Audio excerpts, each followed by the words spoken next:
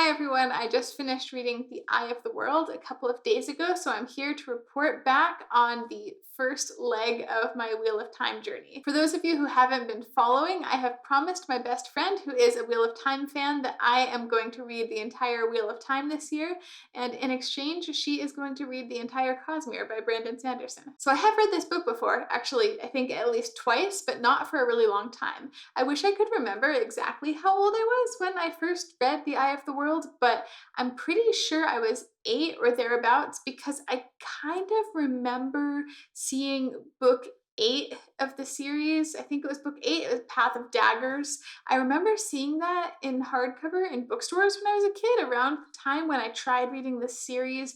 So that would have been around 1998 from what I looked up, and I would have been 8 years old. This book actually came out in 1990, which is the year that I was born. I did not get through Wheel of Time successfully as a kid. I'm pretty sure I made it all the way through book 3, and then I tried again when I was a little bit older, and I think I maybe got through book 2. I'm not sure. So this was attempt number 3, probably, for the series.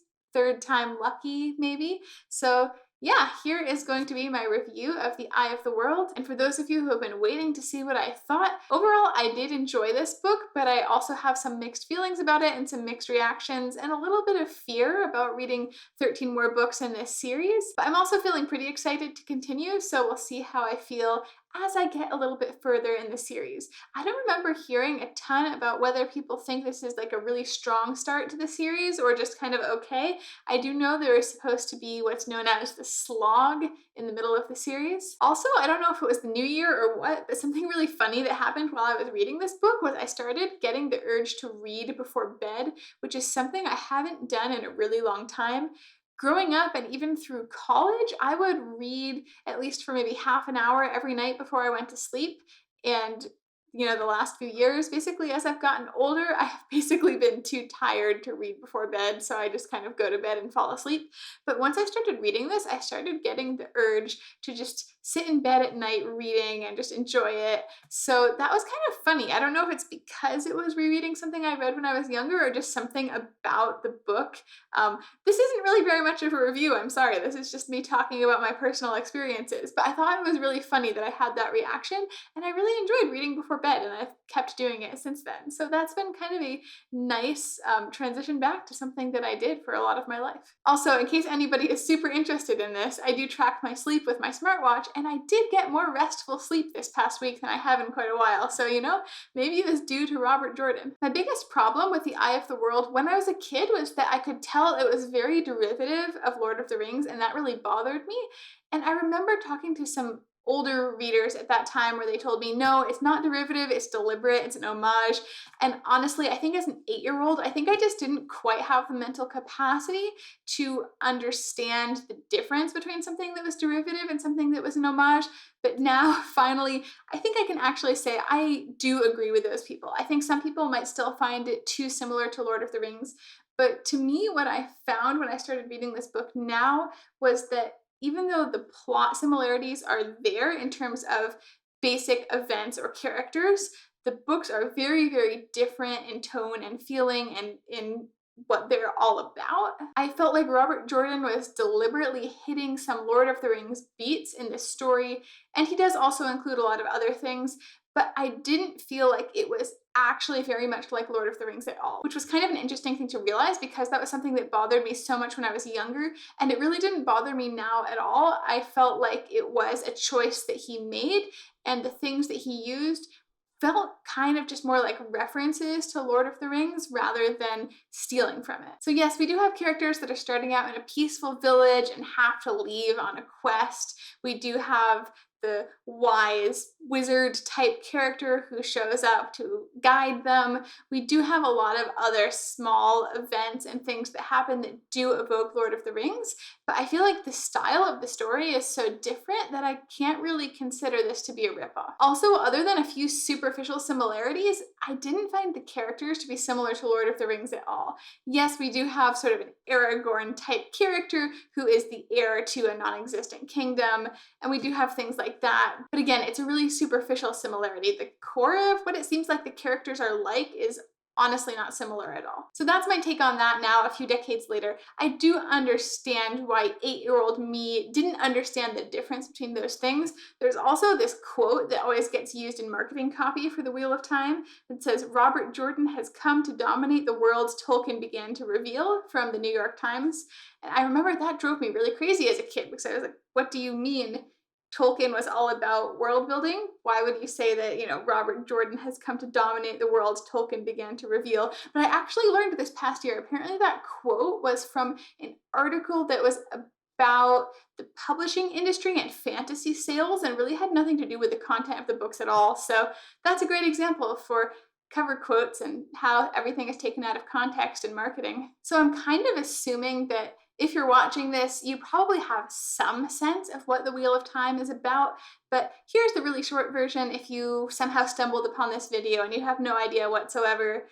A young man from a peaceful village, along with a couple of his friends, seems to be wanted by an evil dark power for reasons that aren't fully understood, and so along with his friends, he follows this mysterious Aes Sedai Moraine, who is kind of like a wizard or a sorceress, because she says that he needs to leave for his village's safety, and he's going to take them to another city, and hopefully they will figure out why exactly they are being pursued. And so they embark on a kind of hero's journey. That's probably the worst synopsis anyone has done of The Eye of the World ever, but that's okay. If you're intrigued, you can look it up and I'm sure you'll find out a lot more about it. So I know I said I had kind of a mixed reaction to this book, so I'll talk about what I really liked and then the things that I was a little bit less convinced by. This book truly is epic in scope and the world building really is spectacular in a way that I haven't seen as much really in anything else. So in terms of world building, it's a very different kind of world building, but what Robert Jordan is really excelling at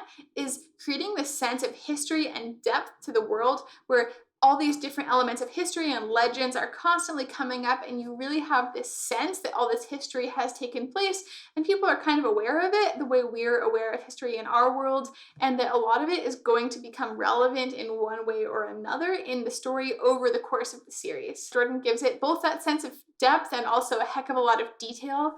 Sometimes it feels like a lot of detail. He is known for being description heavy, and I would agree with that. It's too much description for my taste most of the time, but it's not super cumbersome. I never got so bored that I skimmed or anything like that, but I do think that some of the descriptions probably could have been a little more integrated into the story. He does like to sort of dwell on describing things at times. But it was also nice to see how these little bits of history or legend that you would hear about in one story or at one time, and then someone else would mention it at a different time, and you'd start to feel like you were familiar with the history or the legends of this world. I also definitely caught this implication that I had heard about before, so I was looking for it, but I had no idea the first time I read the series that these books are actually set in our own world, but so far in the future that geography and everything has completely changed and our time is only the tiniest glimmer of something that is remembered because it was so long ago. I also really liked that as the characters went on this quest, you really got a sense of space and distance within the world that they were exploring. Things like changing accents as they traveled, or songs being known by different names in different places, or all these tiny details that really explored what it would be like for these characters to be leaving behind the only world that they ever knew, which was really quite isolated. I really liked that, and it made this quest feel a lot more believable because it really felt like they were leaving behind their village forever, and it really felt like they were traveling over these vast distances that nobody they knew had ever traveled so far. So between that and the world building, this really did feel like a pretty epic story. And I think I can see how if you keep reading and you get invested in this world, how that could become something people would be really obsessed with or really addicted to. To me, it just wasn't quite that kind of story yet. In fact, my biggest complaint about the book is that for an 800-page book, I didn't feel like that much happened. I felt like a lot of it was them running from place to place and being pursued, and you don't really understand why. And you do get a sense of their fear and their confusion, but there's not a ton of development that takes place during this book. And I don't think that the way Robert Jordan writes characters is really that appealing. There are some things about the way that Robert Jordan writes characters that are nice, but overall I found them to be a little bit bland, and we'll see if that changes as the series continues. Sometimes I felt the way that he wrote the relationships between the characters was really more affecting or more convincing than the actual personalities of the characters. I felt like a lot of them had maybe one or two personality traits at most.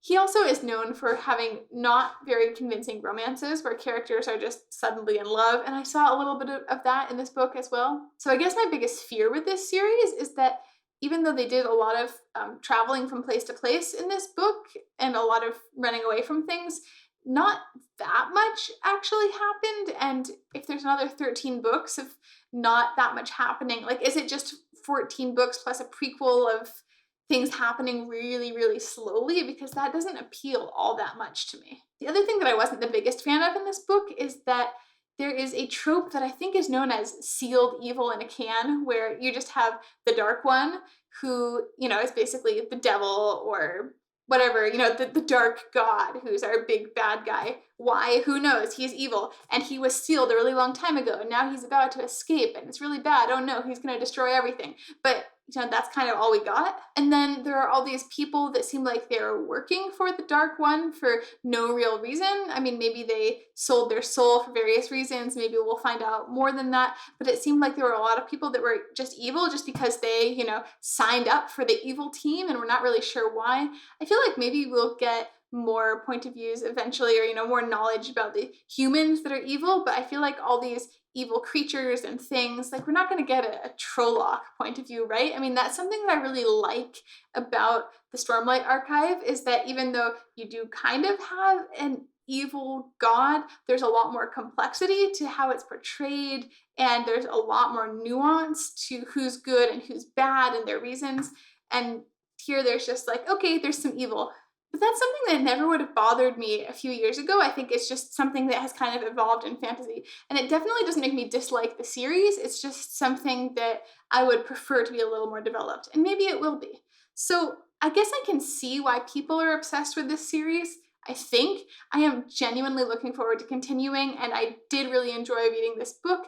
I feel like I read it pretty slowly compared to my usual pace. I was just reading a little bit every day, and then I kind of pushed through at the end to get it finished. So overall, this was a really positive experience. I'm just really curious what I'm going to think of the rest of the series. So I would say the things I'm the most excited for are seeing how the epic scope of this story unfolds. I feel like there are things that I've heard about it and sort of what it's about that do seem really exciting that I didn't really get in this book yet. So I'm really looking forward to seeing what happens. I'm looking forward to seeing what happens with the characters and if I get more attached to them. And what I'm afraid of is if nothing ever happens in this series. One more thing unrelated to the writing that I do want to talk about is the edition of this book that I read, because this is like a newer paperback version. And just as an example, here is book 2 that I got used. This is the paperback, like the size and the cover art that I remember from when I was younger. And then this is the one that I just read. I really did not enjoy the physical experience of reading from this edition. So I would say if you have any alternative, just get a different one. What I didn't like is this one is just, it's a little taller. Oh, that is upside down. One moment. A little taller. It's not exactly more narrow, but just proportionally more narrow. Just the feeling of it is a little weird. And I had to break the spine constantly to be able to hold this book open and read it, which is something I don't like doing. You can see how abused the spine of this paperback is after being read once. Some people really enjoy like doing this to their books. I don't. I'd prefer, I mean, this one, someone else, actually, I don't know if this is from a used bookstore, but I'm not sure if it was previously owned or just, overstock or something. But you can see the spine doesn't look like it's been broken too many times. And it just kind of almost stays open. It's much more flexible. And I just think this is a superior reading experience. compared to this. So I would say avoid this edition if you have any choice. So those are my reflections after the first stage of my new Wheel of Time journey. I know a few of you who've been watching are also planning to read the Wheel of Time this year, so let me know how it's going. What did you think of Eye of the World if you finished, or how's it going for you? Am I totally wrong about everything? I am always really happy to hear about how I'm wrong, and I'm serious, that is not sarcasm. I like being persuaded about different perspectives. So looking forward to hearing your thoughts, and I hope you guys enjoyed this review.